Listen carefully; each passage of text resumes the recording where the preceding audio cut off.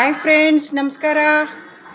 ಇವತ್ತು ಊರಹಬ್ಬ ಕರಗ ನಮ್ಮದ್ರಲ್ಲಿ ಒಳ್ಳೆ ಫೆಸ್ಟಿವಲ್ಲು. ಬೆಳಗ್ಗೆನೇ ಕೋದಂಡರಾಮ ದೇವಸ್ಥಾನಕ್ಕೆಲ್ಲ ಹೋಗಿ ಬಂದಾಯಿತು. ಎಲ್ಲರಿಗೂ ಬೇಡ್ಕೊಂಡು ಬಂದಿದ್ದೀನಿ, ಎಲ್ಲರೂ ಚೆನ್ನಾಗಿರಬೇಕು, ನಮ್ಮ ದೇಶ ಚೆನ್ನಾಗಿರಬೇಕು.